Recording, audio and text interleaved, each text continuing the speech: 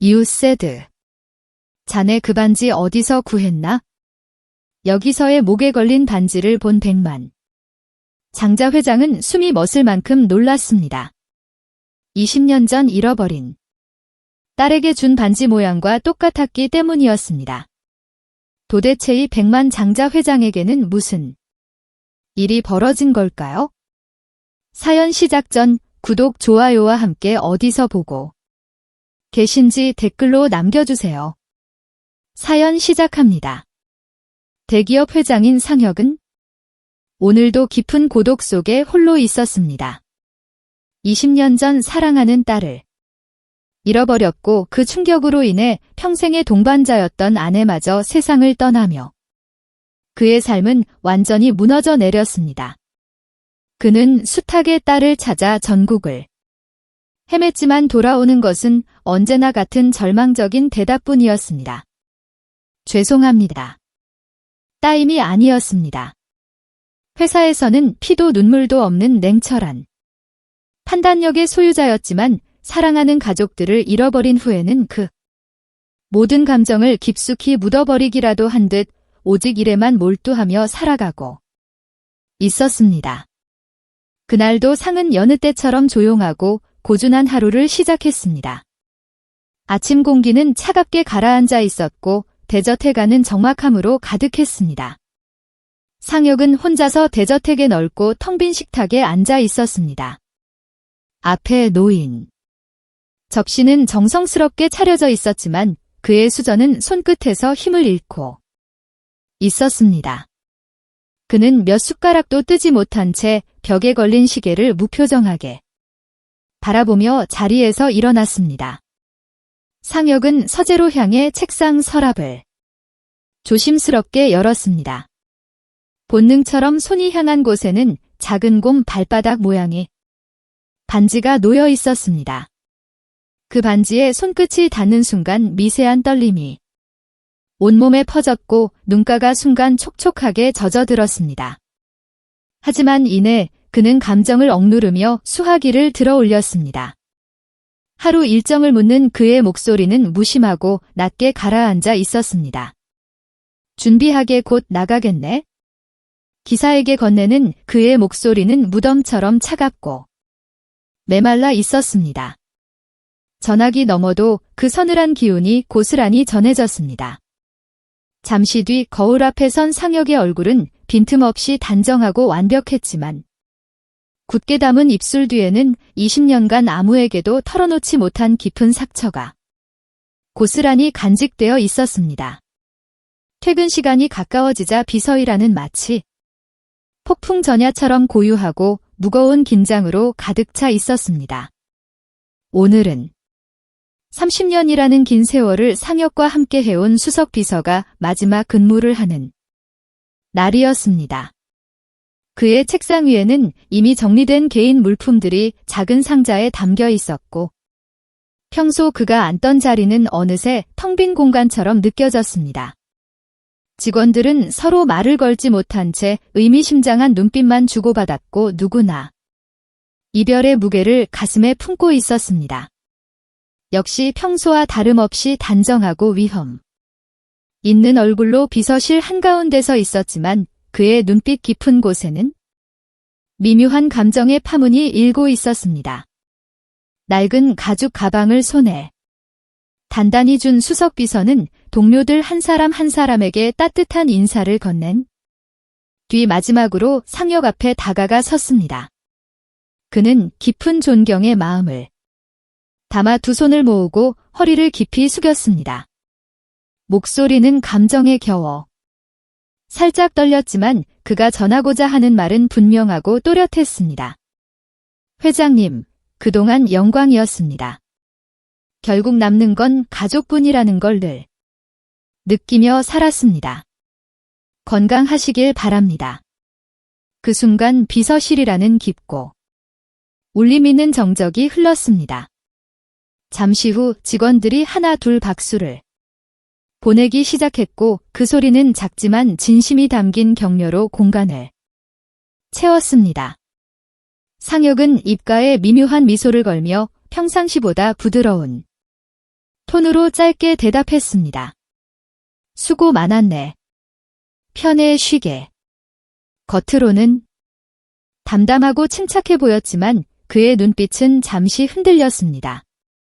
오랫동안 단단히 눌러두었던 가슴 안쪽 깊은 곳이 스르 젖어 들어가는 듯한 느낌이었습니다. 수석 비서가 남긴 마지막 말이 예상보다 깊이 가슴에 박혔습니다. 그러나 상혁은 이내 평소의 냉정함을 되찾으며 표정을 가다듬고 고개를 돌려 다른 직원들에게 평소처럼 차분하고 명확한 지시를 이어갔습니다. 하지만 마음 깊은 곳에서는 방금 들은 인사말이 끊임없이 맴돌고 있었습니다.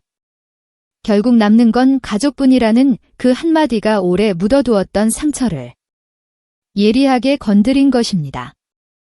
저녁 회의 시간이 되자 넓은 회의실란은 다시 딱딱하고 냉정한 업무 분위기로 가득 찼습니다.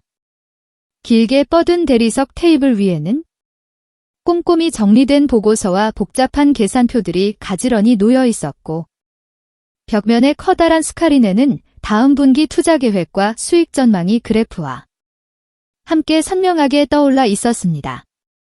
상혁은 특유의 냉철하고 날카로운 톤으로 수치를 하나하나 짚어가며 문제점을 정확히 지적했습니다.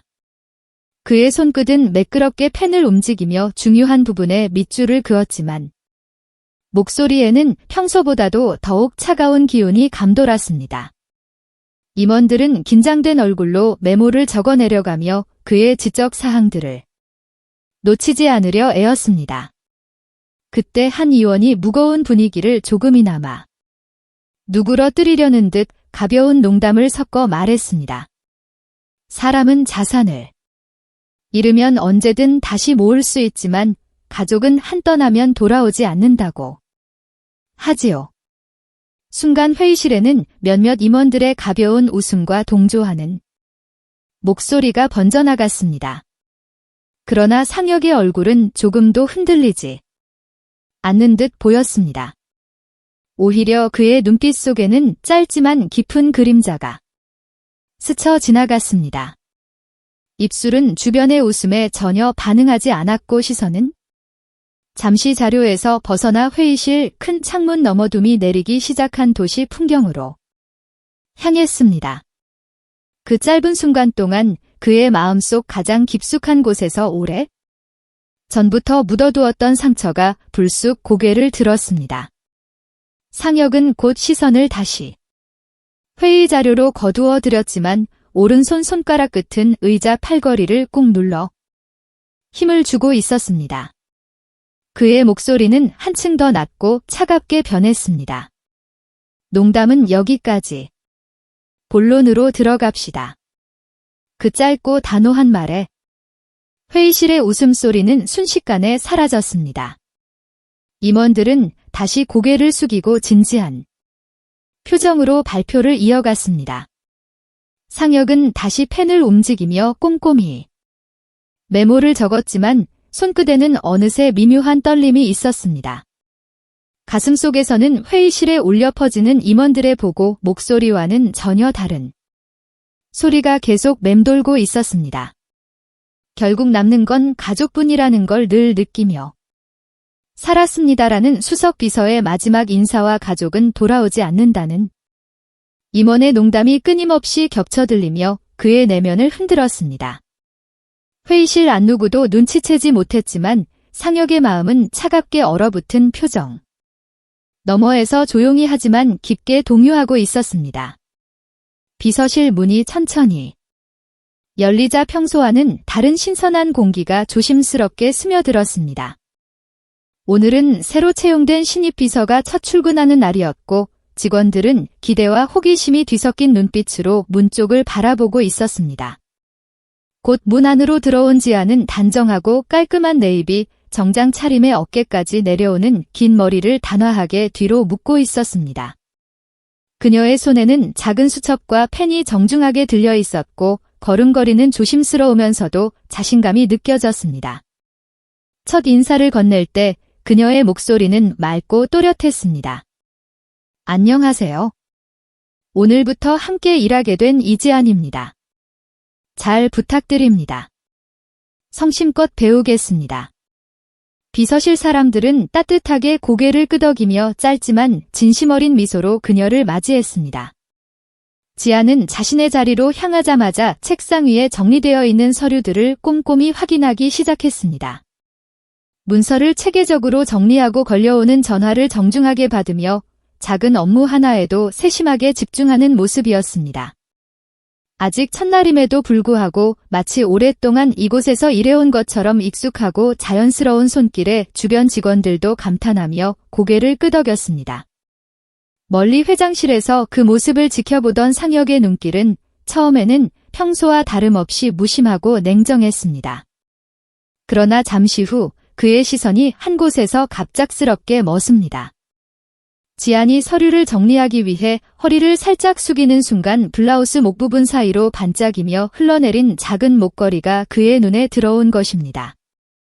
은빛 체인 끝에는 곰 발바닥 모양의 작고 귀여운 반지가 목걸이에 매달려 있었습니다. 그 반지는 아이의 손가락에나 맞을 만큼 작은 크기였고 표면에는 귀엽게 새겨진 발바닥 무늬가 세월이 흘렀음에도 선명하게 남아 있었습니다. 상혁의 호흡이 순간 멎듯 끊어졌습니다. 심장이 갑작스럽게 빠르게 뛰기 시작하며 귀 안쪽에서 쿵쿵거리는 소리가 울려 퍼졌습니다. 20년 전 묻어두었던 기억이 거센 파도처럼 밀려왔습니다. 해맑게 웃으며 작은 손가락에 그 반지를 끼워 보이던 5살 딸아이의 얼굴이 생생하게 떠올랐습니다.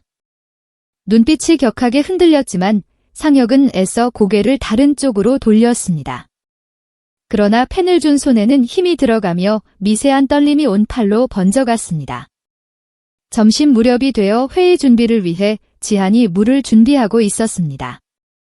투명한 유리컵들을 은색 쟁반에 가지런히 담아 회의실 긴 테이블에 조심스럽게 올려놓고 있었습니다.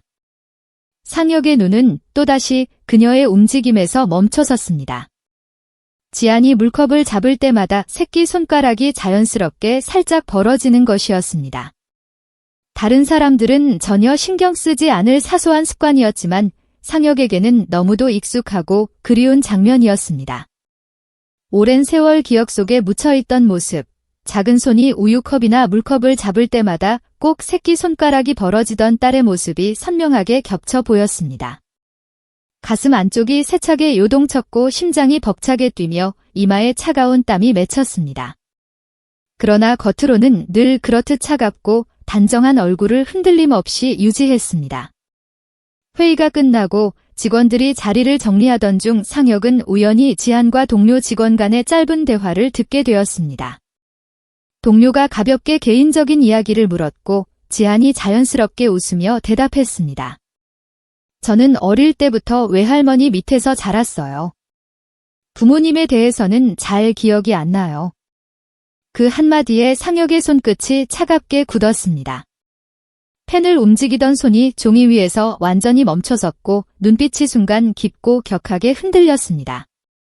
목 안쪽이 뻐근하게 조여오르며 가슴은 무겁게 내려앉았습니다.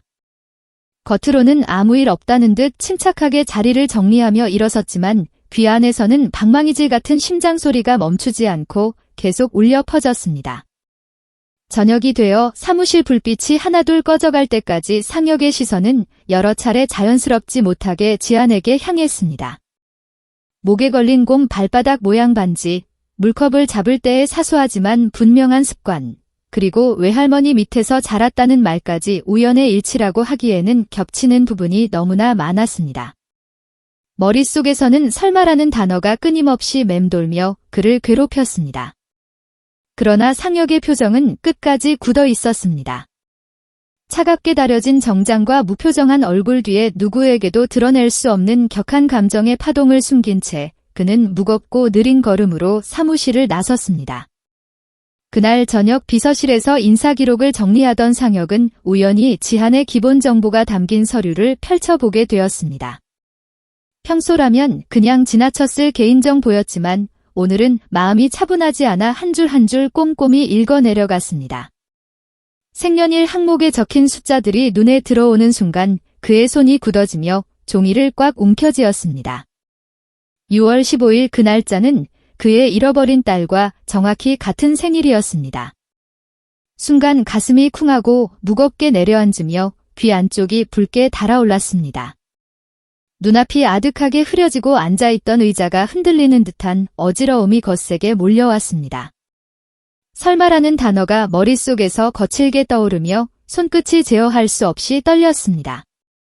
하지만 곧 상혁은 고개를 격렬하게 저으며 흔들리는 이성을 필사적으로 붙잡으려 애었습니다.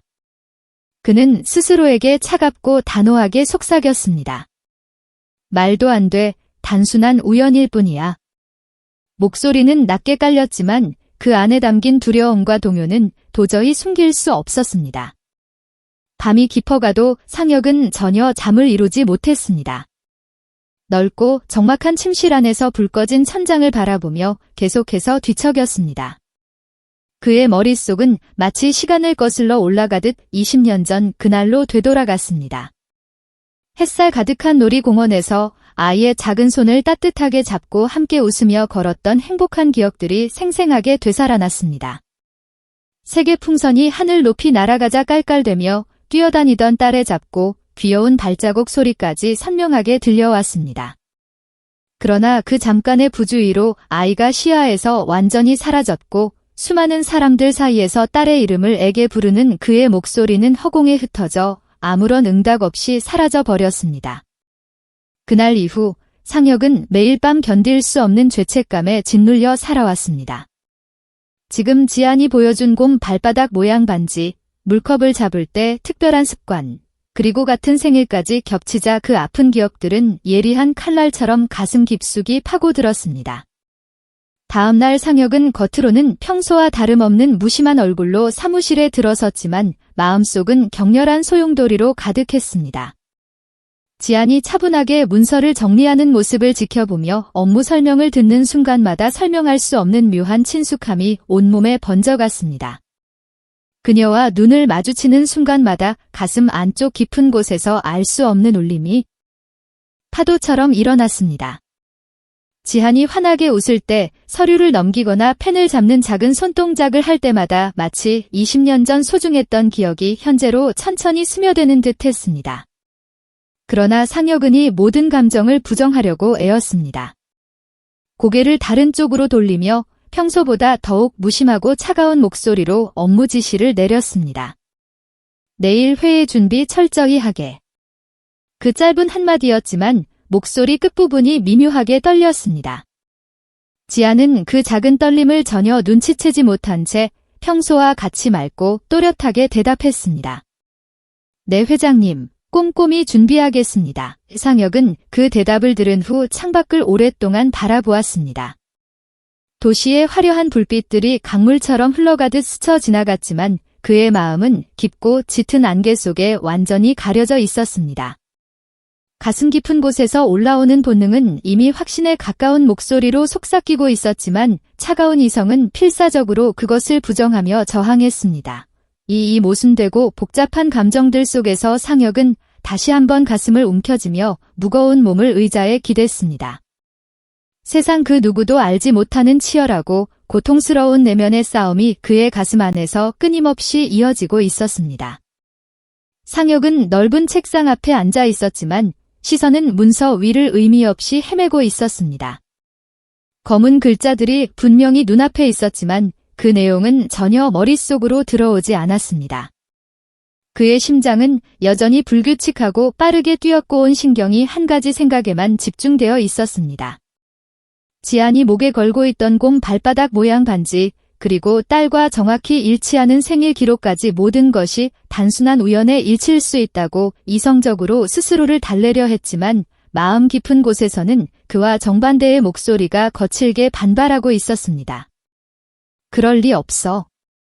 그냥 우연일 뿐이야. 상혁은 아무도 듣지 못할 정도로 낮은 목소리로 중얼거렸습니다. 하지만 곧 그의 내면에서 전혀 다른 목소리가 간절하게 피어올랐습니다.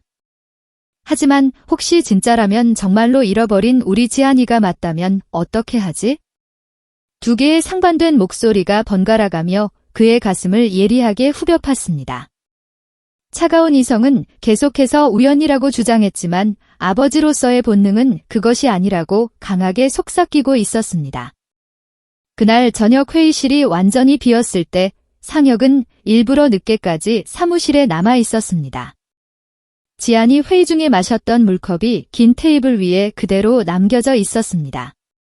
투명한 유리컵 가장자리에는 그녀의 입술이 닿은 미세한 흔적이 남아 있었습니다. 상혁의 떨리는 손이 천천히 그 컵을 향해 다가갔다가 중간에 멈춰섰습니다. 윤리적 양심과 아버지로서의 절박한 의심이 격렬하게 맞부딪히며 손끝이 제어할 수 없이 떨렸습니다. 결국 그는 깊은 한숨을 내쉬며 컵을 조심스럽게 깨끗한 휴지에 싸서 책상 서랍 안장 깊숙한 곳에 넣었습니다. 다음 날 상혁은 평소와 다름없는 표정으로 회사 고문 변호사를 불러들였습니다. 겉으로는 일반적인 업무상 논의처럼 보였지만 긴 대화가 끝날 즈음 그는 최대한 무심한 듯 조심스럽게 물었습니다. 만약 직원의 신원을 정확히 확인하고 싶을 때 합법적이고 윤리적으로 처리할 수 있는 방법이 있겠나? 변호사는 잠시 의아한 표정을 지으며 신중하게 대답했습니다. 개인정보는 상당히 민감한 사안입니다. 직접적인 확인은 법적으로 어려움이 있지만 적절한 절차를 거쳐 문제없이 처리할 수 있는 방법들은 존재합니다. 말끝을 조심스럽게 흐리던 변호사의 얼굴이 더욱 신중해졌습니다. 상혁은 겉으로는 담담하게 고개를 끄덕였지만 마음속에서는 이미 확고한 결정을 내리고 있었습니다. 며칠 후 상혁은 회사 법무팀장에게도 은밀하게 연락을 취했습니다. 법무팀장은 작은 서류 봉투를 조심스럽게 건네 목소리를 낮춰 말했습니다. 정확한 확인이 꼭 필요하시다면 이 방법으로 가능할 것입니다. 하지만 결과가 나오기 전까지는 절대로 외부에 드러나서는 안 됩니다. 상혁은 무겁게 고개를 끄덕이며 짧게 대답했습니다. 당연히 알고 있네. 기밀은 철저히 유지하겠어. 그의 목소리는 평정을 유지하고 있었지만 눈빛은 깊은 어둠 속에서 불안하게 흔들리고 있었습니다. 며칠 동안 상혁은 거의 잠을 이루지 못했습니다. 침대에 누워도 눈을 감는 순간 20년 전 놀이공원에서의 그 끔찍한 날이 생생하게 되살아났습니다.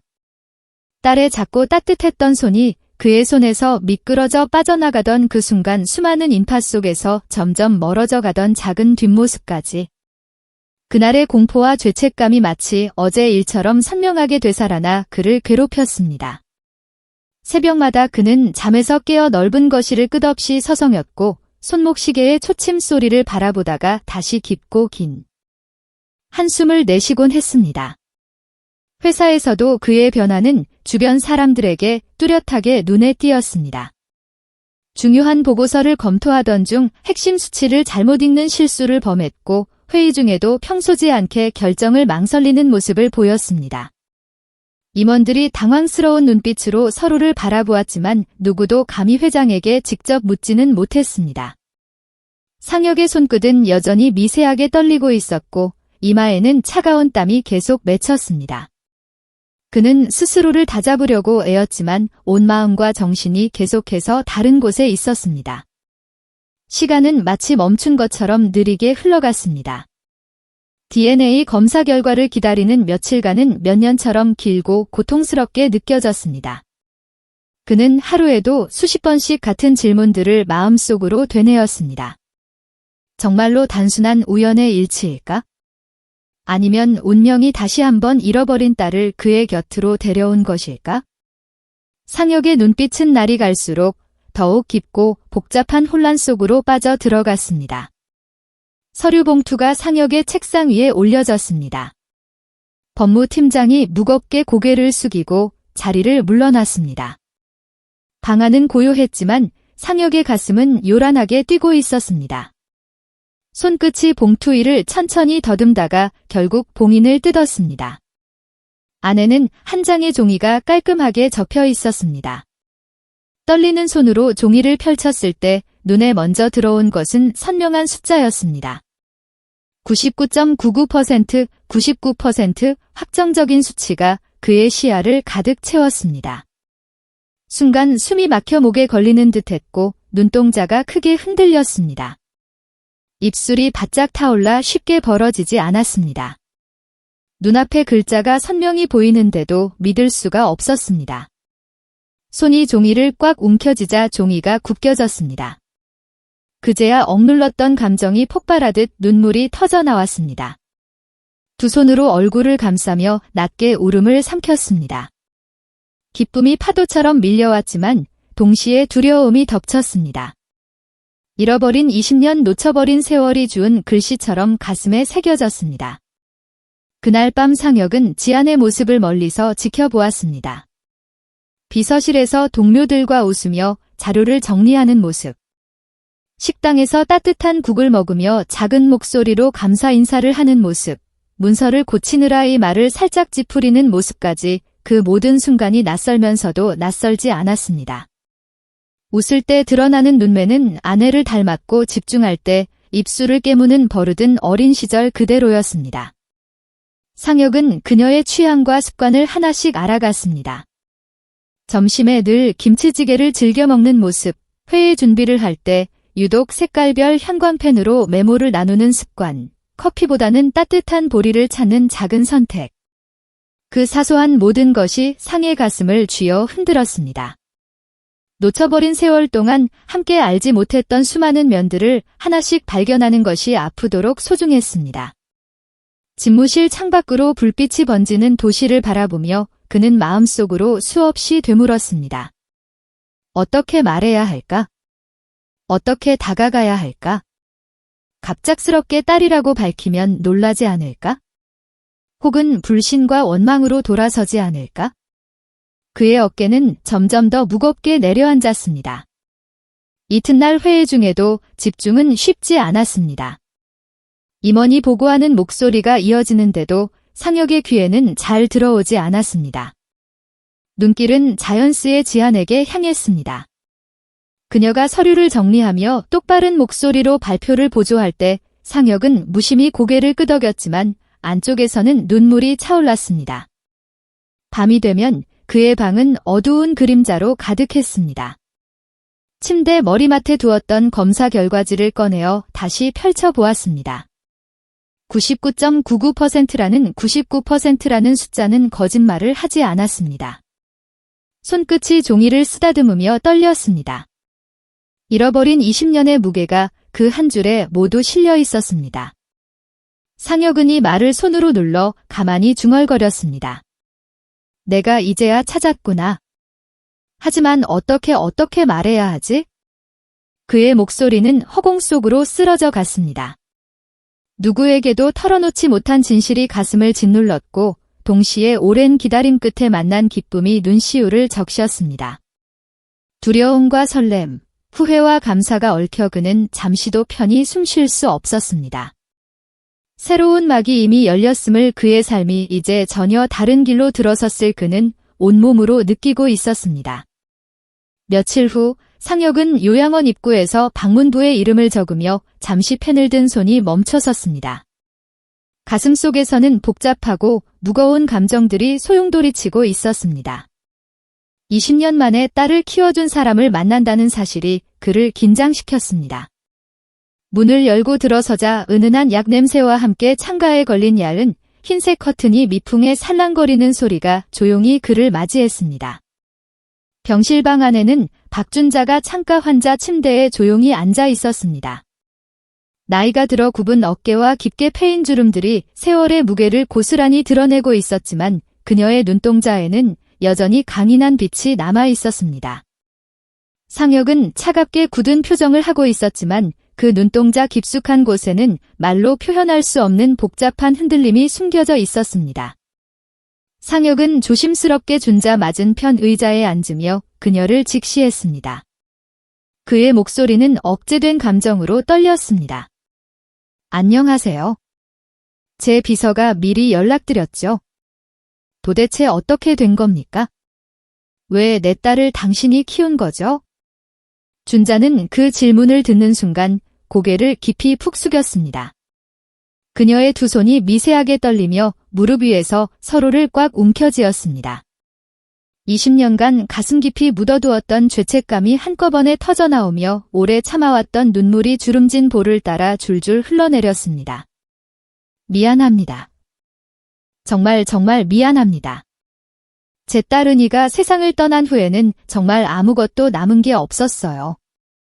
그래서 아이들이 많은 놀이공원에 무작정 갔다가 울고 있는 지한이를 보게 되었습니다. 그 아이를 보니 마치 제 딸을 보는 것 같았어요.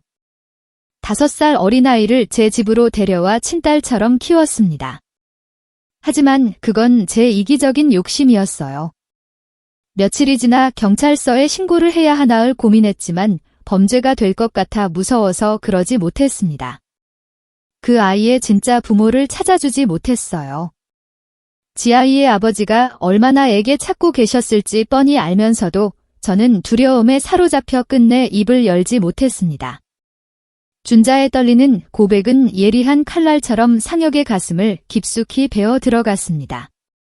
순간 끓어오르는 분노가 온몸을 휩쓸었지만 동시에 눈앞에서 참회의 눈물을 흘리며 흐느끼는 노인의 모습이 치근하게 느껴졌습니다.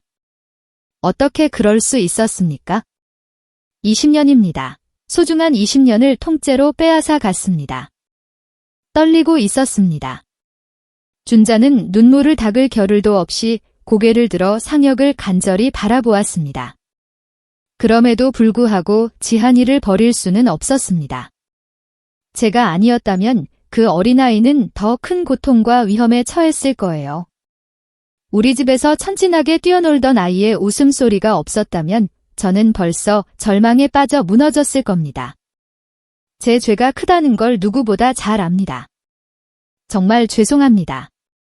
그 순간 상혁의 머릿속에는 어린 지한과 함께 했을 준자의 일상이 생생하게 그려졌습니다. 무더운 여름날 마당에서 땀을 흘리는 아이에게 시원한 얼음물을 건네던 모습. 추운 겨울밤 정성스럽게 손수 뜨개질난 따뜻한 목도리를 아이의 목에 둘러주던 모습. 그리고 아이가 깊이 잠든 방에서 어머니의 마음으로 조용히 기도하듯 바라보던 사랑 가득한 눈빛까지 그 모든 장면들이 파노라마처럼 눈앞에 펼쳐지자 상혁의 가슴은 뜨겁게 요동쳤습니다. 감사함과 원망이 복잡하게 뒤엉켜 터져나왔고 결국 눈물이 차올라 그는 두 손으로 얼굴을 가렸습니다. 20년이라는 긴 시간이 너무 아깝고 원망스럽습니다. 그 아이가 자라는 모든 순간들을 통째로 놓쳐버려서 너무 슬픕니다. 왜 이렇게 늦게야 알게 된 걸까요? 상혁의 목소리는 눈물에 젖어 있었고 어깨는 억눌린 감정에 크게 들썩였습니다. 준자는 조심스럽게 두 손을 뻗어 상혁의 손등을 살며이 덮었습니다. 그녀의 손길은 떨렸지만 그 안에는 깊은 간절함과 애원이 담겨 있었습니다. 지한이는 아직 아무것도 모릅니다. 그 아이에게는 이 모든 세상이 전부 새로운 시작일 뿐입니다. 그러니 부디 그 아이의 평온한 삶을 흔들지 말아주세요. 이제라도 늦지 않았으니 좋은 아버지가 되어주세요.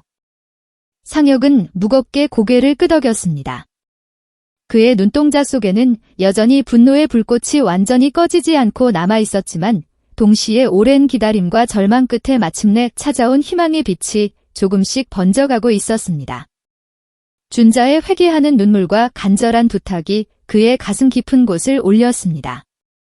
방을 나서며 상혁은 긴 복도를 천천히 걸었습니다. 창문으로 들어온 따뜻한 오후 햇살이 바닥에 길게 드리워져 있었고 그의 발걸음은 무거우면서도 이전과는 확연히 달랐습니다. 이제 그는 모든 진실을 알고 있었고 앞으로 어떤 선택을 해야 할지 두렵기도 했지만 방향은 분명해졌습니다. 지한은 퇴근 무렵 회장실에 들어갔습니다. 책상 위에는 작은 상자가 놓여 있었습니다. 역시 무심한 듯 손가락으로 뚜껑을 열자 낡은 오르골이 모습을 드러냈습니다. 은은한 멜로디가 흘러나오자 지한은 순간적으로 숨을 멈췄습니다. 귀에 익은 소리 같았고 가슴 어딘가 깊은 곳을 건드렸습니다. 그녀는 눈을 크게 뜨고 오르골을 바라보며 중얼거렸습니다. 이상하네. 멜로디가 귀에 이거 어디서 들어본 노래일까? 목소리는 낮았고 손끝이 떨렸습니다. 상혁은 그녀의 반응을 놓치지 않았습니다. 마음이 뜨겁게 달아올랐지만 차분한 얼굴로 고개만 끄덕였습니다. 며칠 후 비서실 한쪽 서랍 위에 곰 인형이 놓여 있었습니다. 동료 직원이 우연히 가져온 소품이라 했지만 지하는 그 인형을 보는 순간 손이 저절로 뻗었습니다. 손바닥에 안착한 작은 곰 인형은 낡았지만 묘하게 익숙했습니다. 지하는 가만히 눈을 감고 이마에 갖다 댔습니다. 알 수 없는 따뜻함과 함께 눈물이 고였습니다. 왜 이렇게 마음이 이상할까요? 처음 보는 건데도 그녀의 속삭임이 공기 중에 흩어졌습니다. 멀리서 지켜보던 상혁은 주먹을 꽉 쥐었습니다. 눈동자에는 애틋한 빛과 차안엔 눈물이 맺혔습니다. 며칠 후 상혁은 비서실 직원들과 점심을 같이 먹었습니다. 그는 일부러 아내가 생전에 즐겨하던 반찬을 주문했습니다.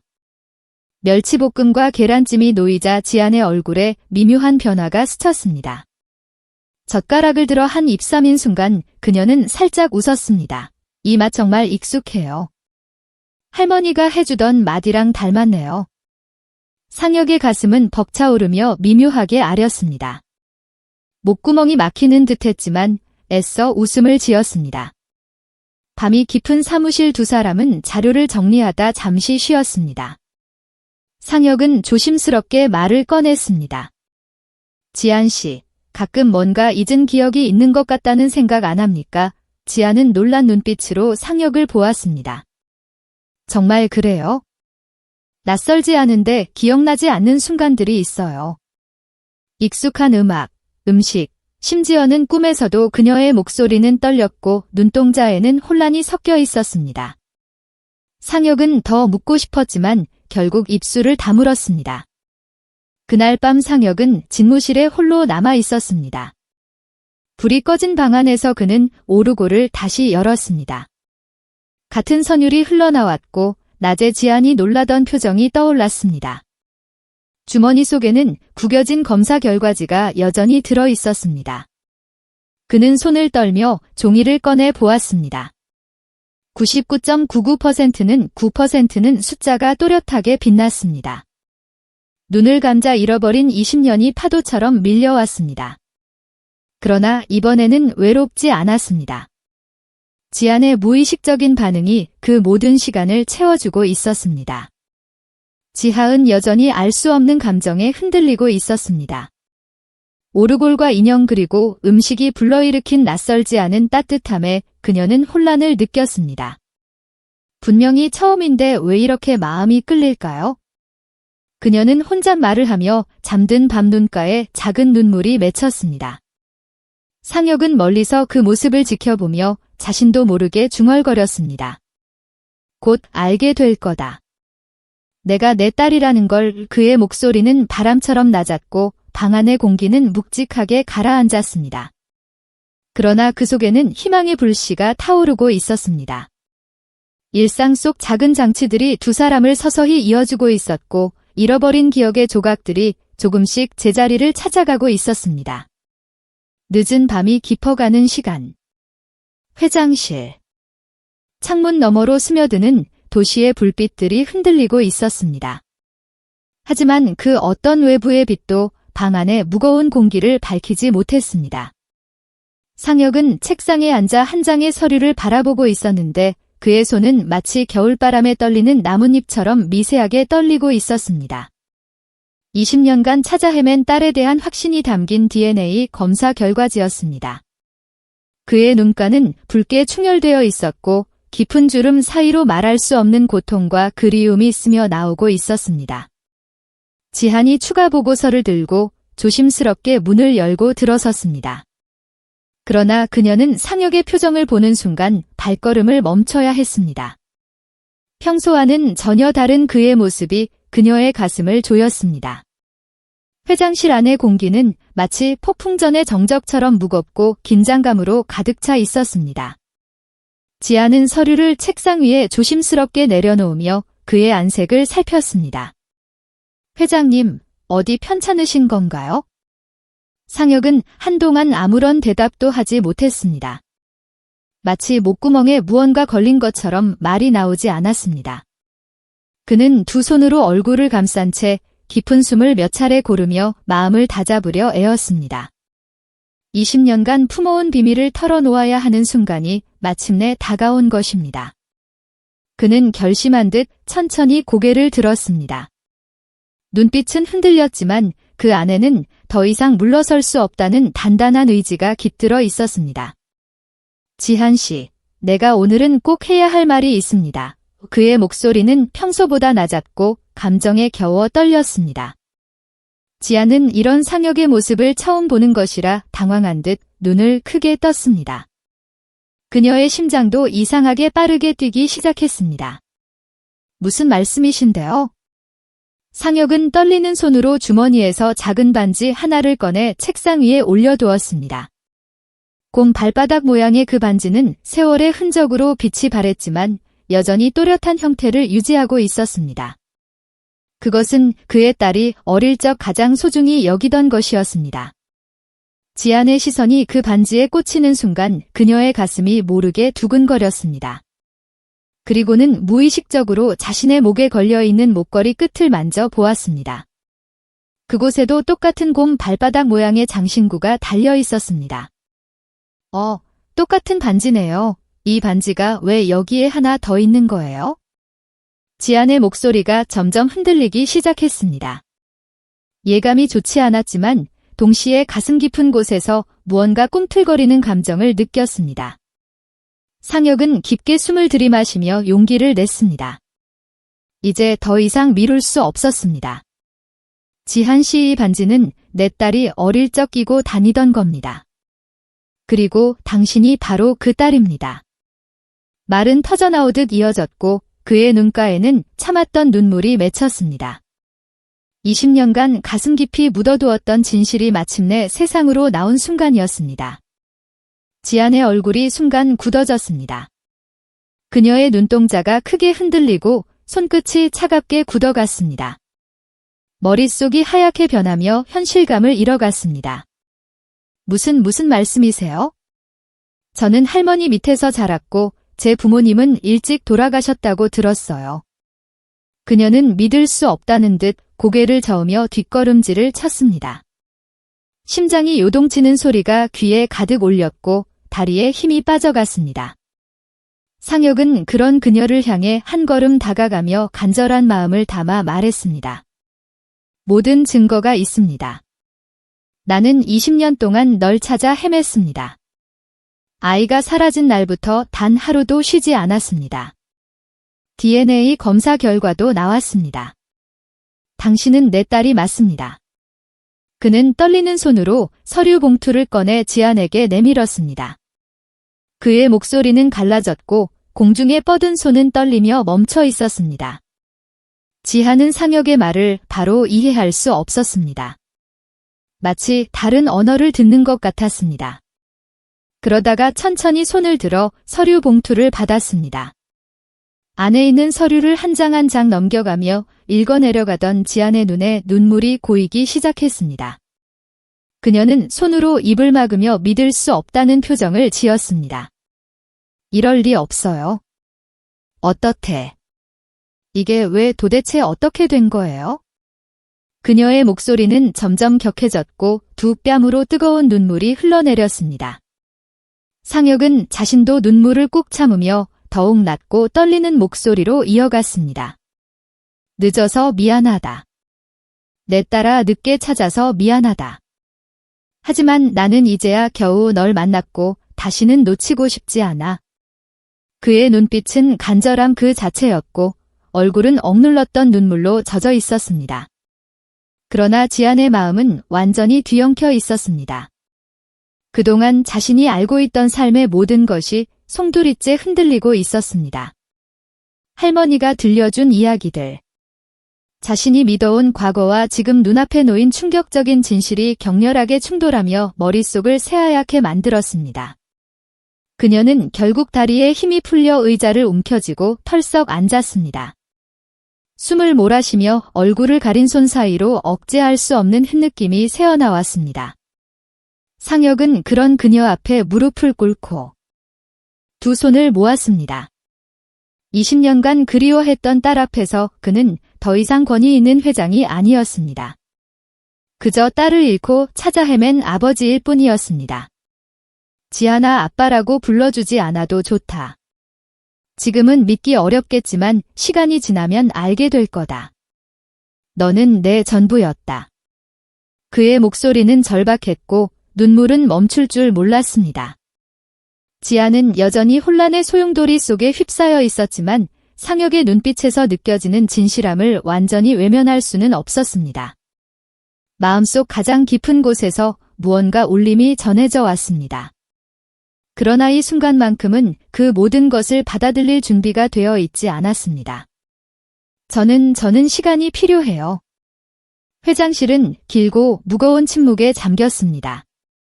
두 사람의 거친 숨소리와 흐르는 눈물만이 그 공간을 메우고 있었습니다. 20년 만에 만난 분녀의 관계는 드러났지만 동시에 또 다른 복잡하고 아픈 여정이 시작되고 있었습니다. 회사는 어느새 불편한 소문으로 술렁이고 있었습니다. 복도 곳곳에서는 직원들이 모여 수군거리는 모습이 보였고 그들의 시선은 항상 회장실 방향을 향하고 있었습니다. 회장과 젊은 비서가 단둘이 남아있는 시간이 잦다는 얘기, 회장실 안에서 진지한 대화 소리가 새어나왔다는 얘기, 심지어 두 사람이 비밀리에 식사를 한다는 억지까지 돌고 있었습니다. 카페테리아에서는 직원들이 지안이 지나갈 때마다 의도적으로 말을 낮추며 의미심장한 눈빛을 주고받았습니다. 지안은 서류를 들고 이동하다가 자신을 향한 시선들과 갑자기 조용해지는 분위기를 감지할 때마다 가슴이 조여왔습니다. 그 시선들 속에는 호기심과 경멸 그리고 판단이 뒤섞여 있었습니다. 이 사회도 움직이기 시작했습니다. 정보고 회의에서 한 임원이 대놓고 불편한 진실을 꺼내 들었습니다. 그의 표정에는 가식적인 걱정이 가득했지만 눈빛에는 분명한 적대감이 서여 있었습니다. 회장님, 요즘 불필요한 오해가 생기고 있습니다. 회장님과 비서 사이가 언론에 알려지면 회사 이미지에 곤란하지 않겠습니까? 그의 목소리에는 얕은 비웃음이 섞여 있었고 다른 임원들은 굳은 표정으로 침묵을 지키며 상황을 관망하고 있었습니다. 상혁은 눈썹을 깊게 찌푸리며 손에 쥐고 있던 서류를 탁자 위에 내려놓았습니다. 그의 움직임 하나하나에는 억눌린 분노가 배어 있었습니다. 지한 씨는 나와 그런 관계가 아닙니다. 더는 그런 말하지 마십시오. 하지만 단호한 목소리 뒤에는 복잡하고 떨리는 감정이 숨겨져 있었습니다. 진실을 말할 수도 그렇다고 완전히 부인할 수도 없는 딜레마가 그를 짓누르고 있었습니다. 며칠 뒤 경제신문 귀퉁이에 짧지만 강렬한 기사가 실렸습니다. 대기업 회장과 젊은 여비서의 관계를 암시하는 문장들이 뚜렷하게 드러나 있었습니다.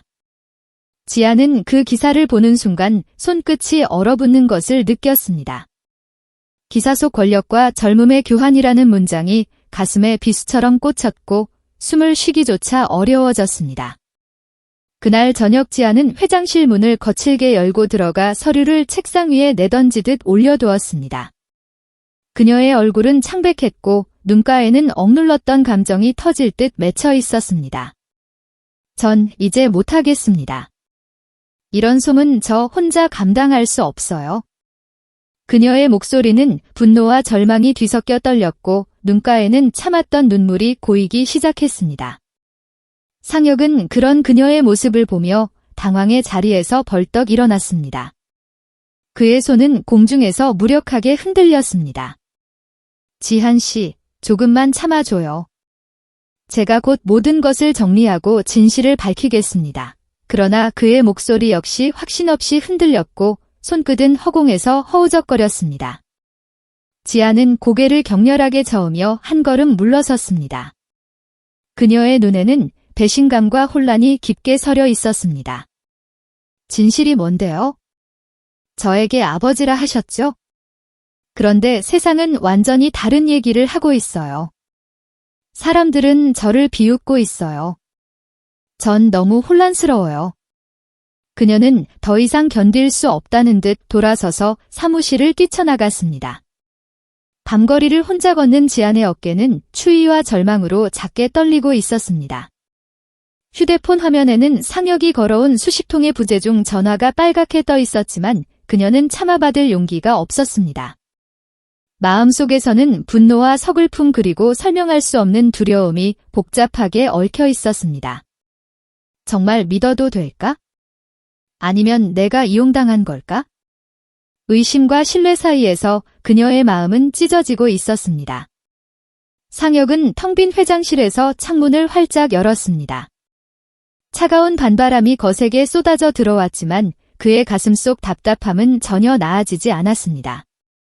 도시의 불빛들이 무수히 반짝이고 있었지만 그에게는 전혀 위로가 되지 않았습니다. 그의 손에는 여전히 구겨진 DNA 검사 결과지가 단단히 쥐어져 있었습니다. 그러나 이제는 그 과학적 증거조차 아무런 힘이 되지 않는 것 같았습니다. 세상의 곡해된 시선과 언론의 악의적인 압박 그리고 지안의 상처받은 마음이 동시에 그를 무력하게 만들고 있었습니다. 다음 날 이사회는 비공식 긴급회의를 소집했습니다. 회의실 안의 분위기는 차갑고 살벌했습니다.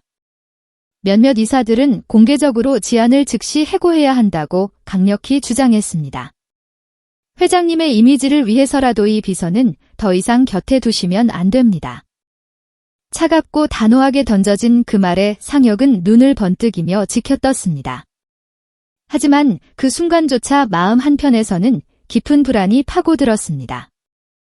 혹시 지안이 더 큰 상처를 받을까, 깊은 절망에 빠질까 하는 두려움이 그를 사로잡았습니다. 그날 저녁 상혁은 지안을 찾아 곳곳과 그녀가 자주 가던 장소들을 헤맸습니다. 그러나 그녀는 회사에도 평소 살던 집에도 보이지 않았습니다. 그녀의 책상 위에 남겨진 것은 잠시 머물렀던 흔적들 뿐이었습니다. 반쯤 마신 차가운 커피, 정리되지 않은 채로 펼쳐진 서류들, 그리고 의자 등받이에 걸려있던 작은 손수건. 상혁은 그 앞에서 무너진 사람처럼 멈춰서서 있었습니다. 20년 만에 간신히 찾은 딸이 다시 자신의 곁을 떠나려 한다는 공포가 그의 가슴을 세차게 때렸습니다. 세상은 계속해서 둘 사이의 관계를 의심하고 흔들어대고 있었고 부녀지간이라는 진실과 왜곡된 소문 사이에서 두 사람의 소중한 인연은 부서지기 쉬운 얇은 유리처럼 위태롭게 흔들리고 있었습니다. 지아는 혼란스러운 마음을 안고 할머니가 입원해 있는 병원으로 발걸음을 돌렸습니다.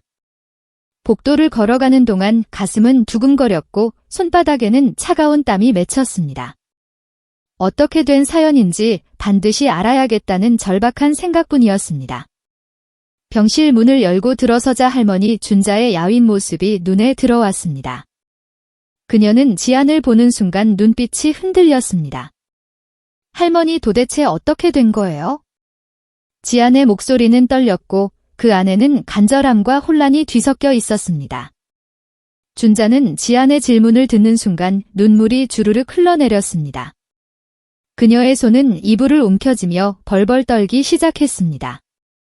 20년간 묻어두었던 진실을 털어놓아야 하는 순간이 마침내 다가온 것이었습니다. 미안하다. 지안아. 내 딸 은희가 죽고 나서는 나도 서서히 죽어가고 있었어. 그러던 중 지안이 내가 나에게 나타난 거야? 예쁜 아이는 내 딸을 연상시켰어. 그 당시 나는 제대로 된 판단을 할 수가 없는 상태라 마음이 시키는 대로 너를 우리 집으로 데려왔단다. 준자의 고백은 떨리는 목소리로 이어졌고 매 단어마다 죄책감과 그리움이 되어 있었습니다. 지아는 그 말을 들으며 온몸이 얼어붙는 것을 느꼈습니다. 자신이 알고 있던 모든 것이 거짓이었다는 충격적인 진실이 머릿속을 하얗게 만들었습니다. 모든 상황을 알게 된 지안은 병원을 나와 멍하니 집으로 돌아왔습니다. 발걸음은 무겁고 느렸으며 주변의 모든 소리가 멀게 들렸습니다. 말도 안 되는 상황에 놓인 자신의 처지를 받아들이기 어려웠습니다. 집에 도착해서도 지안은 어떻게 해야 할지 갈피를 잡지 못한 채 그저 멍하니 앉아있을 뿐이었습니다. 상혁이 진짜 아버지라는 사실과 할머니의 고백 사이에서 그녀의 마음은 산산이 부서지고 있었습니다. 아침 회의 시간이 되었지만 지안의 자리는 텅 비어 있었습니다. 평소라면 누구보다 일찍 출근하여 가장 먼저 서류를 깔끔하게 정리해 두었을 책상 위에는 아무것도 없었습니다.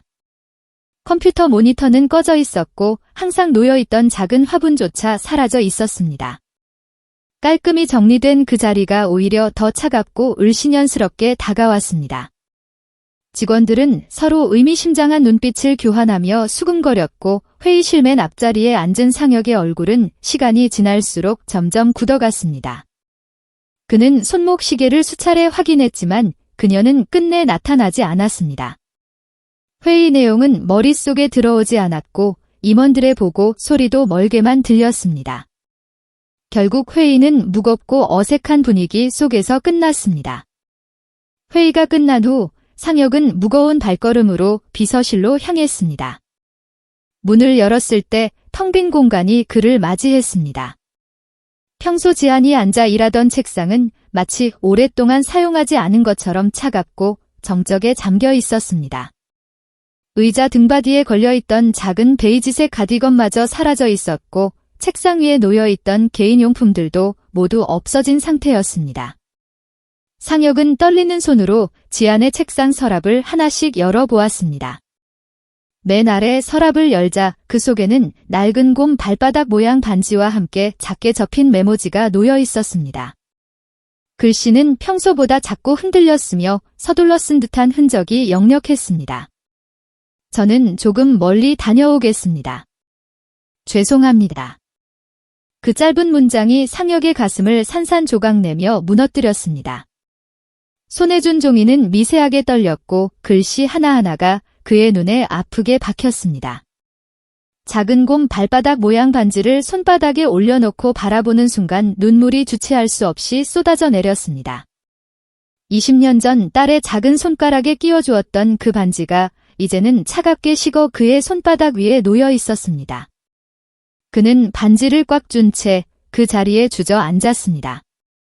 그날 저녁 상혁은 집으로 돌아와 거실 한쪽에 마련된 작은 제단 앞에 앉았습니다. 아내의 영진이 온화한 미소를 띠며 그를 내려다보고 있었습니다. 향이 천천히 피어오르는 제단 앞에서 상혁은 무너진 사람처럼 두 손을 떨며 모았습니다. 그의 어깨는 작게 떨렸고 목소리는 갈라져 나왔습니다. 당신 내가 결국 딸을 찾았어. 그런데 또 잃어버린 것 같아. 왜 이렇게 늦게 찾은 걸까? 왜 내가 이렇게 무능했을까? 그의 목소리는 절망으로 갈라졌고 뜨거운 눈물이 깊게 펜볼에 주름을 타고 흘러내렸습니다. 영정 속 안에는 여전히 따뜻한 미소를 짓고 있었지만 지금의 상혁은 절망의 나락 속에서 무너지고 있었습니다. 그는 영정 사진을 바라보며 목이 메인 목소리로 이어갔습니다. 우리 딸이 바로 눈앞에 있는데 나를 밀어내고 있어? 세상이 우리를 갈라놓고 있어? 당신 내가 뭘 더 해야 할까? 어떻게 해야 우리 딸이 내 곁으로 돌아올까? 그 순간 그의 목소리는 허공 속으로 사라져갔고 대답 없는 침묵만이 그를 감쌌습니다. 방 안의 공기는 무겁게 내려앉았고 제단 위의 촛불은 마치 그의 마음처럼 바람에 흔들리듯 불안하게 떨렸습니다. 상혁은 의자에 앉은 채 어깨를 움츠리고 고개를 떨어뜨렸습니다. 손바닥에 놓인 작은 반지가 촛불빛에 반사되어 더욱 선명하게 보였습니다. 아이의 작은 손가락에 맞춰 정성스럽게 만들어졌을 그 반지가 20년 동안 목걸이줄에 매달려 딸의 목을 지켜왔다는 생각이 가슴을 깊숙이 찔렀습니다. 다시 일어 상혁은 낮고 쉰 목소리로 중얼거렸습니다. 가슴 깊은 곳에서 터져나온 그 한마디는 고요한 방 안의 메아리처럼 맴돌며 더욱 쓸쓸하게 울렸습니다. 20년 동안 밤낮 없이 찾아 헤맸던 딸을 마침내 되찾았다고 믿었는데 이제는 그 딸이 다시 눈앞에서 멀어져 가고 있었습니다. 손에 준 차가운 반지가 그 잔혹한 현실을 조롱하듯 무겁게 느껴졌습니다. 새 성벽 같았습니다. 집안 곳곳에 걸린 가족 사진들이 촛불에 흔들리며 흐릿하게 보였고 그 속에서 밝게 웃고 있는 어린 지안의 모습이 더욱 선명하게 떠올랐습니다. 해맑게 웃던 딸의 얼굴, 작은 손을 잡고 함께 걸었던 기억들이 파도처럼 밀려와 그를 덮쳤습니다. 그 소중했던 기억들이 오히려 지금의 현실과 대비되어 더 큰 절망과 아픔을 안겨주었습니다. 상혁은 영정 앞에서 한참을 울다가 지쳐 고개를 묻은 채 깊은 침묵에 잠겼습니다. 밖에서는 반바람이 창문을 흔들고 있었지만 집안은 고요했습니다. 그러나 그의 가슴속은 무너져 내리는 건물의 잔해 소리로 가득 차 있었습니다. 향불 연기가 천천히 피어오르며 방안을 채웠지만 그 어떤 것도 그의 마음을 위로해주지 못했습니다. 20년 만에 찾은 딸을 다시 잃을지도 모른다는 두려움이 그를 짓누르고 있었고 그 무게는 감당하기 어려울 만큼 무거웠습니다. 촛불이 깜빡이며 그의 그림자를 벽에 흔들리게 만들었습니다. 그 그림자는 마치 부서진 사람의 형상처럼 일그러져 보였습니다. 상혁은 손에 든 반지를 가슴에 꼭 안고 아내의 영을 바라보았습니다. 사진 속 아내의 눈빛이 그에게 무언가를 말하는 것 같았지만 지금의 그에게는 그 메시지가 무엇인지 알아들을 여유조차 없었습니다. 지는 좁은 원룸 방 안에서 무릎을 끌어안고 웅크린 채 앉아 있었습니다. 창밖으로는 굵은 빗방울이 끊임없이 내리고 있었고 빗물이 유리창을 타고 흘러내리는 모습이 마치 그녀의 눈물처럼 보였습니다. 방 안은 불을 켜지 않아 어둡고 오직 핸드폰 화면만이 희미한 푸른 빛을 내며 그녀의 창백한 얼굴을 비추고 있었습니다.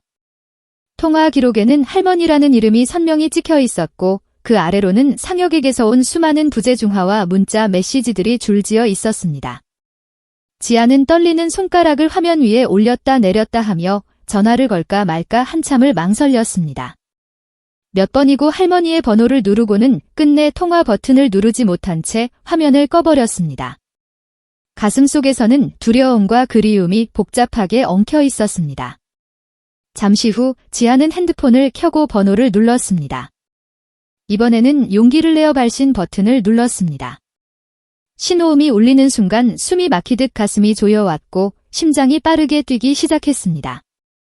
한 번, 두 번, 세 번의 신호음이 흘러나왔지만 그녀는 연결되기 직전 떨리는 손가락으로 끊기 버튼을 눌러버렸습니다.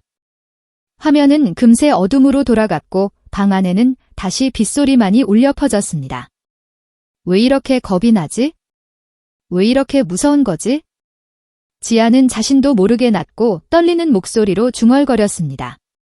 그녀의 머릿속은 혼란스러웠습니다. 상혁이 했던 말들이 거짓 같으면서도 이상하게 마음 한편에서 떠나지 않았습니다. 그 사람의 눈빛에서 느꼈던 진실함, 떨리는 목소리, 그리고 도저히 설명할 수 없는 묘한 익숙함이 자꾸만 떠올랐습니다. 곰 발바닥 모양의 반지, 어릴 적 품에 안고 잤던 인형. 잠들기 전 들었던 자장가 선율이 담긴 음악 광자까지. 어린 시절의 빈칸처럼 비어있던 기억들이 조금씩 윤곽을 드러내는 듯했지만 동시에 그 모든 것이 단순한 환상이거나 착각일지도 모른다는 두려움이 그녀를 엄습했습니다. 그녀의 눈가에 뜨거운 눈물이 맺히기 시작했습니다. 상혁은 회사 집무실에 홀로 앉아 깊은 밤을 맞고 있었습니다. 그는 지안에게 전화를 수차례 걸어봤지만 그녀는 받지 않았습니다. 책상 위에는 그녀가 남기고 간 작은 곰 발바닥 모양 반지가 놓여 있었고 그것은 마치 그들 사이에 끊어진 연결고리처럼 보였습니다. 상혁은 그 반지를 조심스럽게 손바닥에 올려놓고 오랫동안 바라보았습니다. 20년 전 딸의 작은 손가락에 끼워주었던 그 반지가 이제는 그의 손바닥 위에서 차갑게 식어 있었습니다. 그는 핸드폰을 들어 지안에게 음성 메시지를 남기기로 결심했습니다. 내가 어떤 선택을 하든 나는 기다릴 거다. 나를 아버지로 받아들이지 않아도 괜찮다. 그저 내가 무사히 돌아오길 바란다. 상혁의 목소리는 떨렸고 매 단어마다 간절함이 배어 있었습니다. 메시지를 보내는 버튼을 누르는 손끝은 무겁게 내려앉았고 전송 완료 후에 남은 건 깊은 고요뿐이었습니다. 시간은 마치 멈춘 것처럼 느리게 흘렀습니다. 상혁은 의자에 깊숙이 몸을 맡긴 채 창밖의 어둠을 바라봤습니다. 빗방울이 창문을 두드리는 소리가 그의 마음속 아픔과 겹쳐져 들렸습니다. 눈꺼풀이 무겁게 내려오다 다시 떠오르는 불면의 밤이 계속 이어졌습니다. 상혁의 머릿속에서는 지안의 모습이 끊임없이 떠올랐습니다. 회사에서 밝게 웃으며 서류를 정리하던 모습. 커피잔을 두 손으로 조심스럽게 감싸지던 섬세한 손길 그리고 무엇보다 그녀의 눈빛이 자꾸만 기억났습니다. 낯설면서도 이상하게 익숙했던 그 눈빛 속에는 어린 시절 딸의 모습이 고스란히 남아 있었습니다. 그 기억들이 파도처럼 밀려와 그의 가슴을 적셨습니다. 지아는 이불 속에 몸을 파묻든 채 핸드폰을 꽉 붙잡고 있었습니다. 화면에는 상혁이 남긴 음성 메시지가 표시되어 있었고 재생 시간은 겨우 몇십 초에 불과했지만 그녀에게는 엄청난 무게로 다가왔습니다. 손가락이 떨려서 플레이 버튼을 누르지 못했습니다. 버튼을 누르기만 하면 그의 목소리가 흘러나올 텐데 그녀는 차마 그것을 들을 용기가 나지 않았습니다. 대신 가슴속에서는 알 수 없는 두려움과 미련이 복잡하게 엉켜 올라왔습니다. 듣고 싶으면서도 무서웠고 외면하고 싶으면서도 그럴 수 없었습니다. 그녀는 결국 핸드폰을 완전히 꺼버리고 눈을 단단히 감았습니다. 하지만 눈을 감는 순간 오히려 상혁의 목소리가 더욱 선명하게 들리는 듯 했습니다. 병원에서 들었던 그의 떨리는 고백, 간절했던 눈빛, 그리고 마지막에 남긴 메시지의 한 조각이 귀가를 맴돌았습니다. 내가 어떤 선택을 하든 그 말이 자꾸만 머릿속에서 반복되었습니다. 마치 놓쳐서는 안 될까 있다는 듯이 심장이 불안하게 요동쳤습니다. 지아는 이불을 머리까지 뒤집어 쓰고 몸을 더욱 웅크렸지만 그 어떤 것도 마음속에 혼란을 잠재울 수는 없었습니다. 그 밤은 유난히 길고 어두웠습니다. 서로 다른 공간에서 같은 고통과 그리움을 안고 앉아있는 두 사람의 마음은 닿을 듯 말 듯 아슬아슬하게 떠다니고 있었습니다. 빗소리는 멈추지 않고 두 사람의 창문을 계속해서 두드렸고 각각의 방 안 공기마저 무겁게 가라앉아 있었습니다. 시간은 평소보다 더욱 느리게 흘러가는 것만 같았고 새벽은 좀처럼 오지 않는 듯 했습니다. 역은 의자에서 일어나 창가로 걸어가 차가운 유리창에 이마를 기댔습니다. 밖에서는 여전히 비가 내리고 있었고 가로등 불빛이 빗물에 반사되어 흔들리고 있었습니다. 그는 조용히 속삭이듯 말했습니다. 지아나, 내가 살아있는 것만으로도 나는 충분하다. 제발 다시는 사라지지 마라. 그의 목소리는 유리창 너머로 흩어져 허공으로 사라졌고 방 안에는 다시 깊은 침묵과 빗소리만이 남았습니다. 상혁은 손에 준 작은 반지를 바라보며 딸이 무사히 돌아오기를 간절히 기도했습니다. 그 작은 반지는 20년 전의 추억과 현재의 아픔 그리고 미래에 대한 희망을 모두 담고 있는 듯 했습니다. 이른 아침 회장실의 두꺼운 커튼 사이로 새벽 햇살이 조심스럽게 스며들기 시작했습니다. 황금빛 빗줄기가 방 안을 천천히 밝혀갔고 어둠 속에 잠겨있던 모든 것들이 서서히 윤곽을 드러내고 있었습니다. 책상 위에는 전날 밤부터 끝까지 켜둔 스탠드의 불빛이 아직도 희미하게 남아있었고 그 옆에는 지안이 남기고 간 작은 메모지가 바람에 살짝 흔들리고 있었습니다. 상혁은 깊은 가죽 의자에 몸을 맡긴 채 그 자리에 그대로 앉아 있었습니다. 초췌하고 지친 얼굴에는 밤새 흘린 눈물의 흔적이 말라붙어 있었고 오른손에는 작은 곰 발바닥 모양 반지를 꽉 준 채 얕은 잠에 빠져 있었습니다. 그의 숨소리는 고르지 않았고 꿈속에서도 고통스러운 표정을 짓고 있었습니다.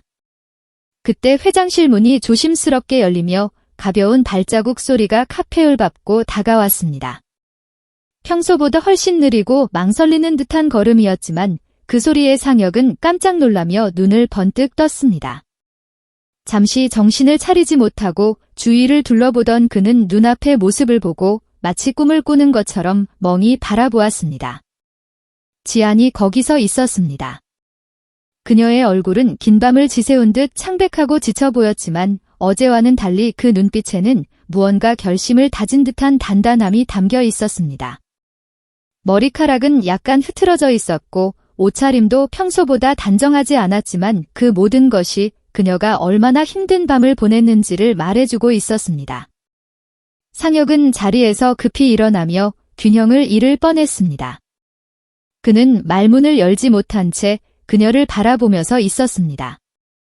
눈동자가 미세하게 떨리고 있었고 입술은 굳게 닫혀 있었지만 두 눈에는 20년간 품어온 간절함이 가득 담겨 있었습니다.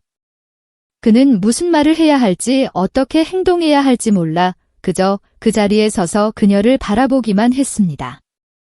손에는 여전히 작은 반지가 쥐어져 있었고 그것이 두 사람 사이에 끊어졌던 연결고리임을 상기시켜주고 있었습니다. 지아는 잠시 깊은 숨을 고르며 마음을 가다듬었습니다. 밤새 수없이 연습했던 말들이 목끝까지 올라왔다가 다시 내려가기를 반복했습니다. 그녀는 떨리는 목소리로 천천히 입을 열었습니다. 저 아직은 아버지라고 부르긴 힘들어요. 하지만 시간을 주세요. 저도 정리할 시간이 필요해요. 그 말은 낮고 떨렸지만 그 안에는 확고한 의지가 담겨 있었습니다. 각 단어마다 신중하게 선택된 듯했고 그녀가 얼마나 많은 고민 끝에 이 자리에 왔는지를 알 수 있었습니다. 순간 상혁의 눈가가 붉게 젖어들기 시작했습니다. 그동안 억눌러왔던 감정들이 한꺼번에 솟구쳐 올랐습니다. 그는 지안에게 몇 발자국 다가가려다가 문득 멈춰섰습니다.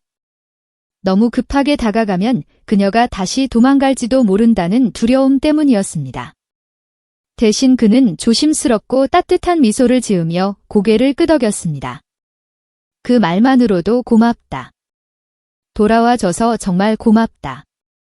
상의 목소리는 낮았지만 방 한 곳까지 깊이 울려 퍼졌습니다. 그의 두 볼을 따라 뜨거운 눈물이 흘러내렸습니다. 20년간 참아왔던 그리움과 안도감이 뒤섞인 눈물이었습니다. 그는 주머니에서 손수건을 꺼내려 했지만 손이 너무 떨려서 제대로 잡히지 않아 허둥댔습니다. 평소 침착하고 위험 있던 모습과는 전혀 다른 한 명의 아버지로서의 모습이었습니다. 지하는 그런 상혁의 모습을 보며 마음이 복잡하게 뒤섞였습니다. 여전히 믿기지 않는 현실이었고 모든 것이 꿈같이 느껴졌지만 그의 진심 어린 눈물에서 느껴지는 감정이 그녀의 가슴에 파문처럼 번져갔습니다. 그 눈물 속에는 거짓이 없었고 연기할 수 없는 진실한 감정만이 담겨 있었습니다.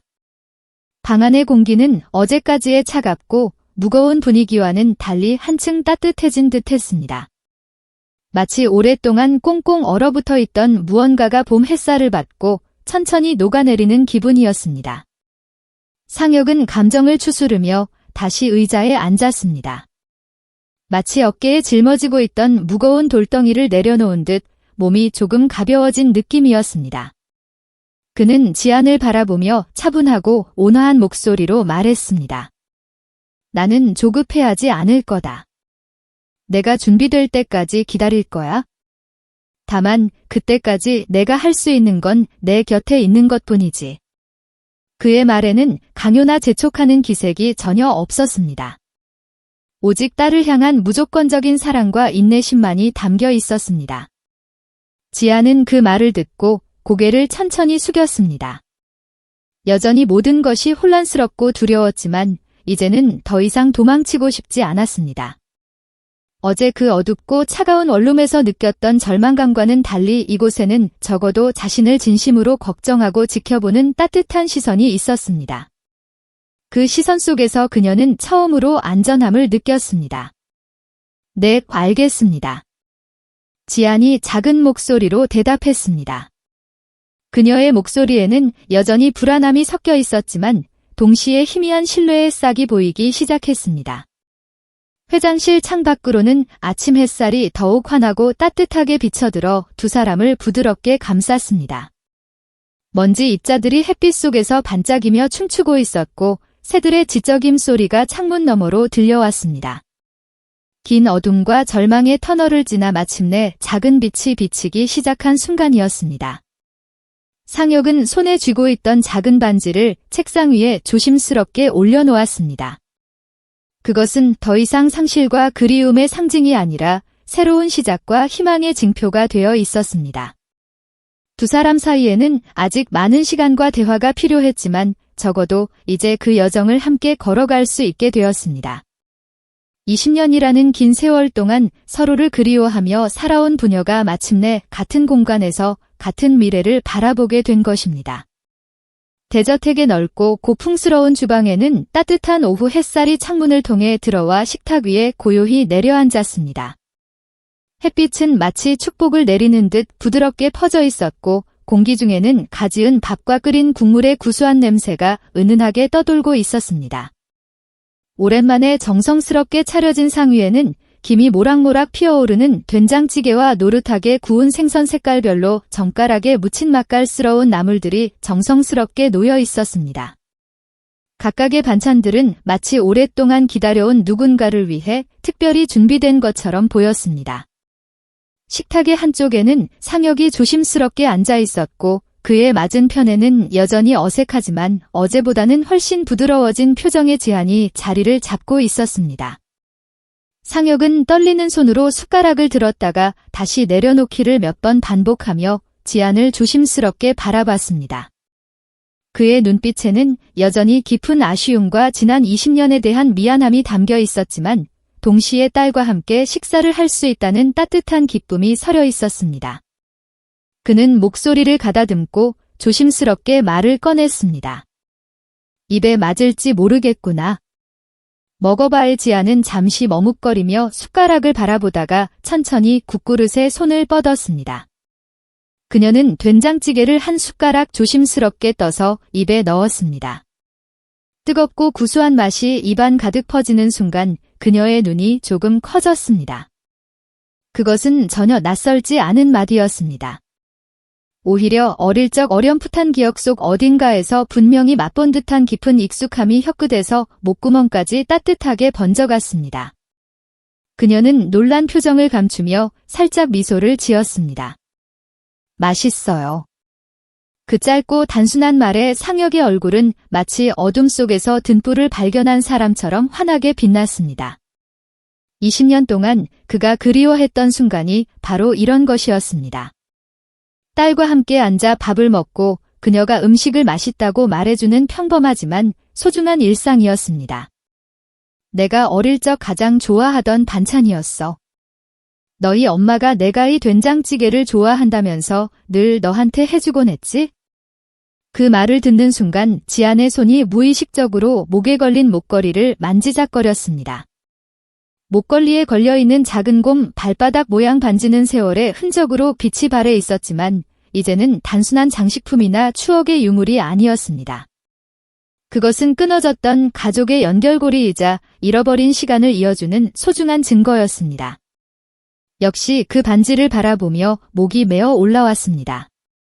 감정이 북받쳐 올라 목소리가 떨렸습니다. 그 반지는 내가 잃어버린 시간이 우리를 다시 이어주었구나. 식탁 위에는 반지 외에도 한 장의 오래된 사진이 조심스럽게 놓여 있었습니다. 그것은 상혁이 밤새 뒤져서 찾아낸 낡은 앨범에서 꺼낸 가족 사진이었는데 아직 새이었던 지안이 천진난만하게 웃으며 상혁의 무릎에 앉아있는 모습이 담겨 있었습니다. 사진 속 아이의 눈빛은 맑고 밝았고 상혁의 표정에는 아버지로서의 무한한 사랑이 가득 담겨 있었습니다.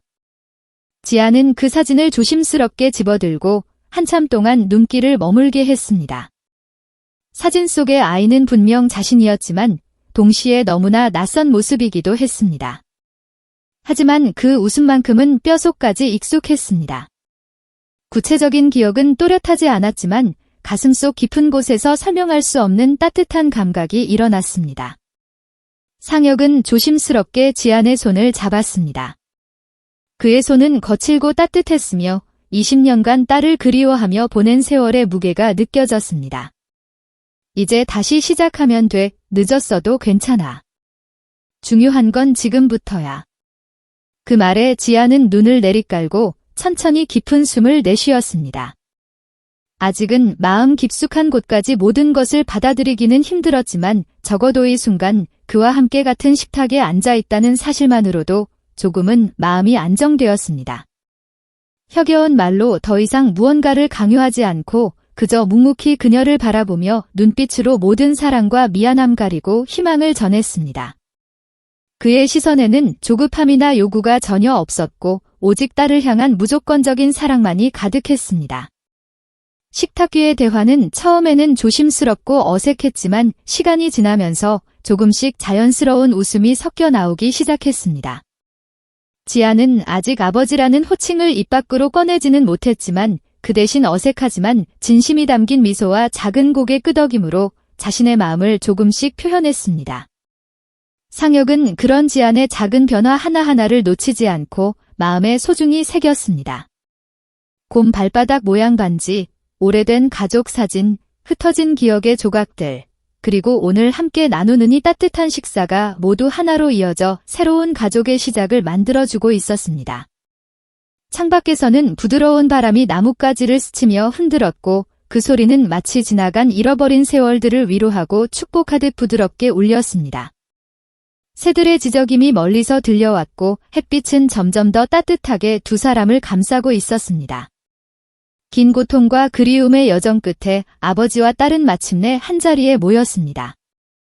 아직 모든 것이 완전하지는 않았고 앞으로도 많은 시간과 대화가 필요하겠지만 분명히 그들은 다시 진정한 가족이 되어가는 길 위에 발을 내딛고 있었습니다. 식탁에 퍼진 따뜻한 기운 속에서 20년간 헤어져 있었던 부녀는 오랫동안 그리워하던 평범하지만 소중한 행복을 조용히 되찾아가고 있었습니다. 그것은 거창하거나 드라마틱한 것이 아니라 그저 함께 밥을 먹고 이야기를 나누는 일상의 소중함이었습니다. 지한의 얼굴에는 여전히 혼란과 두려움이 남아 있었지만 동시에 희미한 안도감과 소속감도 피어나고 있었습니다. 상혁은 그런 딸의 모습을 바라보며 20년간 품어온 그리움이 서서히 치유되어 가는 것을 느꼈습니다. 벽난로의 선반에 오래도록 빈 액자 하나가 놓여 있었습니다. 먼지가 앉아있던 그 자리는 늘 허전함을 말해주듯 침묵으로 남아 있었습니다. 하지만 지금 그 빈 액자에는 따뜻한 빛을 머금은 가족 사진이 새로이 자리 잡고 있었습니다. 상혁과 지한이 함께 찍은 사진 속 두 사람은 서툴지만 분명한 웃음을 짓고 있었습니다. 상혁은 사진을 바라보다가 눈시울이 붉어졌고 지한은 그 옆에서 깊은 숨을 들이쉬며 입술을 떨었습니다. 잠시 망설이던 그녀는 고개를 돌려 조용히 입을 열었습니다. 아버지 단 한마디였지만 그 울림은 방 안가득 번져나갔습니다. 상혁의 어깨가 크게 흔들리며 눈물이 볼을 타고 흘러내렸습니다. 그 순간 잃어버린 세월의 무게가 잠시 잊히고 지금의 시간이 선명하게 다가왔습니다. 이 이야기가 가슴에 남는다면 친구와 가족, 지인에게 공유해주세요. 누군가의 인생이 당신의 이야기일지도 모릅니다. 구독, 좋아요와 함께 어디서 보고 계신지 댓글로 남겨주세요. 감사합니다.